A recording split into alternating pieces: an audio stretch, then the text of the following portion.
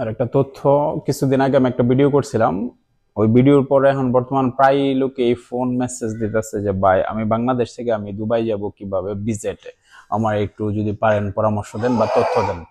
তো তাদের জন্য একটাই তথ্য, আহ, আপনার ভিজিটে যদি যেতে চান আপনি বাংলাদেশ থেকে যে কোনো আপনার ট্রাভেল এজেন্সি থেকে যদি যান, তো ওই জায়গা থেকে আপনার প্রচুর পরিমাণ টাকা পড়বো। আর যদি ওই জায়গার মাঝে আপনার কোনো লোক থাকে দুবাই, তো ওই লোকে যদি আপনার ভিসা বার করে দেয় তাহলে অল্প টাকায় আপনি যেতে পারবেন।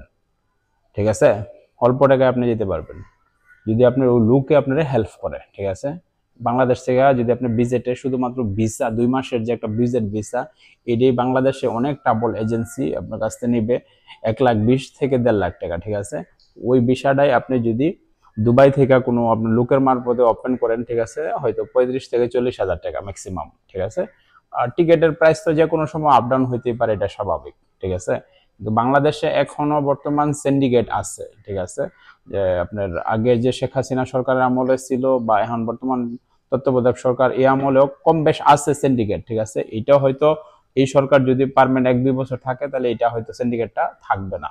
আর আমরাও চাই অল্প টাকায় যদি মানুষ যাইতে পারে এটা আমাদের জন্য ভালো। এক্সাম্পল, একটা মানুষ এখন বর্তমান যদি আপনার গার্মেন্টসে চাকরি করে, গার্মেন্টসে চাকরি করার পরে 10 থেকে 12 হাজার টাকা মনে করেন যে প্রতি মাসে সেভ করা সম্ভব না নতুন অবস্থায়।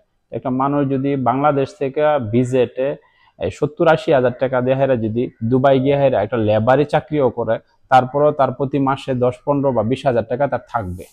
এটা আমাদের জন্য অনেকটা ভালো। কিন্তু এটা নিয়ে এখন বর্তমানে একটা সিন্ডিকেট চলতেছে। যদি এই সিন্ডিকেটটা না চলে তাহলে আমাদের জন্য ভালো। যে কোনো সময় একটা মানুষ 60-70 হাজার টাকা খরচ করে বিদেশ গিয়ে হেরা 30 হাজার টাকা বা 40 হাজার টাকা, যার যতটুক যোগ্যতা ওই যোগ্যতা অনুযায়ী চাকরি করতে পারবো, তাহলে আমাদের দেশটা আরো উন্নত হবে।